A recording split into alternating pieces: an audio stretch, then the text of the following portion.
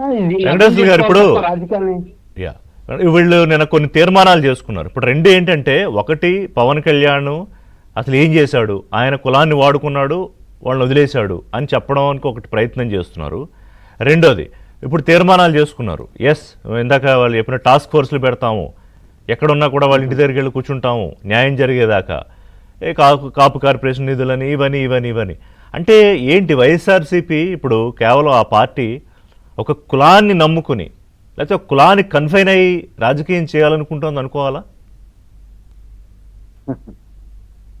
లేదండి, ఇక్కడ మనం గమనించాల్సింది ఏంటంటే వాళ్ళ ఆలోచన విధానం ఏంటంటే ఎస్సీస్ మా వైపున ఉన్నారు, ముస్లిమ్స్ లో ఎక్కువ భాగం మా వైపు ఉన్నారు. సరే, ఇక రెడ్లు ఇట్లా నేను కాబట్టి నా వైపే ఉన్నారు మా వాళ్ళు ఎక్కువ.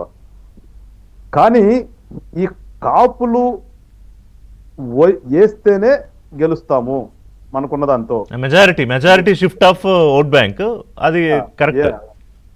వాళ్ళది అక్కడ వరకు వచ్చింది. ఇది కొంచెం కలిస్తేనే గెలుపు అనేది ఉంటుంది. సో ఇది తీసుకుందాము. ఇప్పుడు ఎవరు మాట్లాడినా ఏ కులం గురించి ఎందుకు మాట్లాడరు ఈ రాష్ట్రంలో?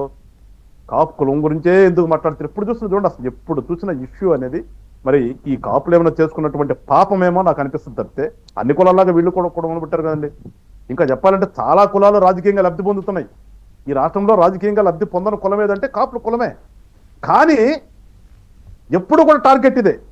ఈ రాష్ట్రంలో ఏ చిన్నది జరిగినా ఇదే. ఇప్పుడు ఇందాక మన బాబ్జీ గారు చెప్పినట్లు కానీ లేదంటే మా కనపర్తి గారు చెప్పినట్లుగా కానీ ఇంతమంది మర్డర్ జరగలేదా? ఇప్పుడు అదే దళిత డ్రైవర్ మనం సుబ్రహ్మణ్యం గారిని చనిపోయాడు అన్నారు. ఆ రోజున ఎవరన్నా దళితులు వచ్చి రోడ్డు ఎక్కారా? ఎవరన్నా ఎక్కడన్నా మీరు ఎక్కడ గుర్తుంది మీకు? ఎక్కడన్నా సుధాకర్ గారు జరిపారు. సుధాకర్ గారి కోసం ఎవరైనా వచ్చారు రోడ్డు మీదకి? లేదు, నంద్యాలలో మనకు తెలిసి ముస్లిం కుటుంబం మొత్తం ఆత్మహత్య చేసుకుంది. మొత్తం పిల్లలతో సహా ఆత్మహత్య చేసుకున్నారు రైలు కింద పడి. ఎవరైనా వచ్చారా రోడ్డు మీద? అంటే అది ఎవరన్నా అంటే వైసీపీకి సంబంధించిన నాయకులు ఎవరన్నా వచ్చారా అని మీరు అడిగేది కదా? వైసీపీలో ఉన్నారు కదా, వైసీపీలో ఉన్నటువంటి ఈ సోకాల్ లీడర్, ముస్లిం లీడర్లు ఉన్నారు, దళిత లీడర్లు ఉన్నారు కదా. ఎవరు వచ్చారు రోడ్డు మీదకి?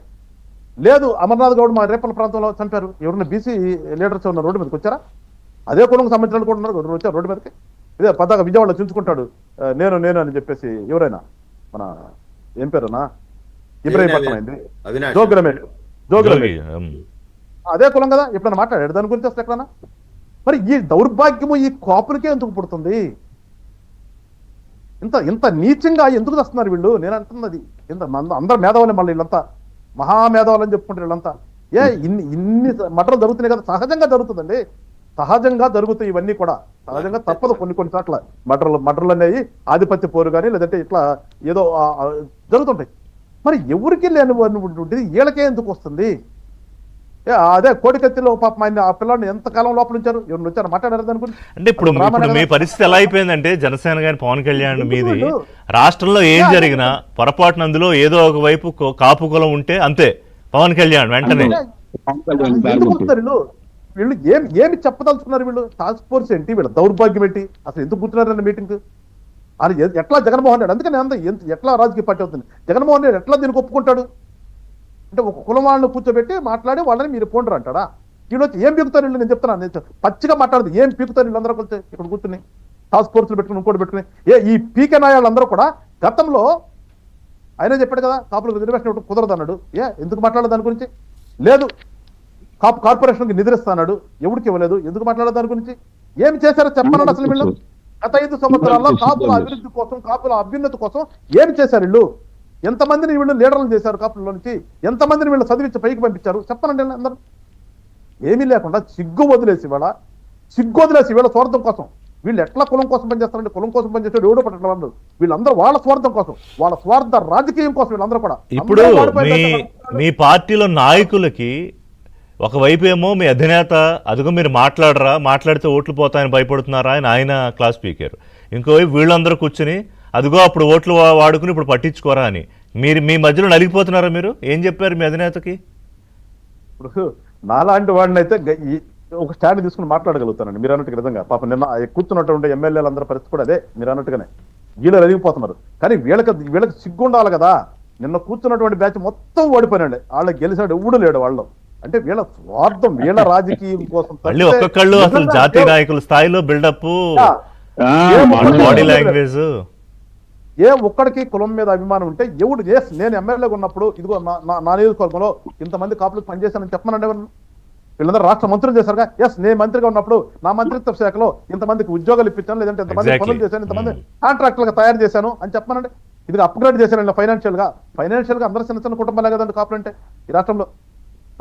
ఇదిగో ఈ ఫైనాన్షియల్ గా వీళ్ళని అప్గ్రేడ్ చేశాను, వీళ్ళతో ఒక ఫ్యాక్టరీ పెట్టించాను, వీళ్ళతో ఒక కాంట్రాక్టర్ గా అవతారం ఇచ్చాను చెప్పమనండి ఉన్నాను వీళ్ళందరినీ. ఏమన్నా అధికారం ఉన్నప్పుడు ఏమన్నా మీరు మీ కుటుంబం వరకేనా, మీరు సంపాదించుకోవటమేనా? ఇందాక మా కనపర్తి గారు చెప్పినట్టుగా నువ్వు గోడౌన్ కట్టుకున్నావు ప్రభుత్వం సొంతో, ఆ గోడౌన్ లో నువ్వే ప్రభుత్వం కాంట్రాక్ట్ ఇచ్చావు, ఆ కాంట్రాక్ట్ లో ఉన్నట్టు కూడా అమ్ముకున్నటువంటి నీచమైనటువంటి చరిత్ర కలిగినటువంటి నువ్వు వచ్చేసి ఇవాళ కులం గురించి మాట్లాడతావా? అలాంటి గోడౌన్ ఎవరికన్నా ఇంకో కాపు కులంకి ఇవ్వపోయావా? ఎవరికి ఇచ్చావా? సబ్సిడీ కింద ఇప్పించి వాడితే కట్టించావా? వీళ్ళందరూ కూడా చూడండి, వాడు సొంతానికి తప్పితే పక్కన వాడికి ఏదంటే ఇరిగి నేల మీద పోసారంటారు సార్ ముతక సంత. అట్లా ఎవరికైనా సరే Right. వీళ్ళు చేసింది చెప్పనండి. వీళ్ళు వచ్చి వాళ్ళు కూర్చొని మాట్లాడితే కాపుకులం అందరూ వీళ్ళని ఓన్ చేసుకుంటారా? అదే మొత్తం వీళ్ళ వెనకాల ర్యాలీ అయిపోయి ఎప్పుడు ఎన్నికలు వస్తాయని ఎదురు చూసి అన్న తొందరగా వస్తే మీకు ఓట్లు వేసేద్దాం అనుకుంటున్నా. ఇవాళ పవన్ కళ్యాణ్ గారితో మాట్లాడుతున్నటువంటి మాటల్ని అర్థం చేసుకుంటే ఈ రాష్ట్రంలో ఒక కాపులే కదండి నేను చెప్తుంది, పవన్ కళ్యాణ్ గారికి మాట్లాడే మాటల్ని ఇవాళ ఈ రాష్ట్రంలో ఉన్నటువంటి అన్ని కులాల మతాలు ప్రజలు, అసలు కులం మతం తీసి పక్కన పెడదాం, రాష్ట్రంలో ఉన్న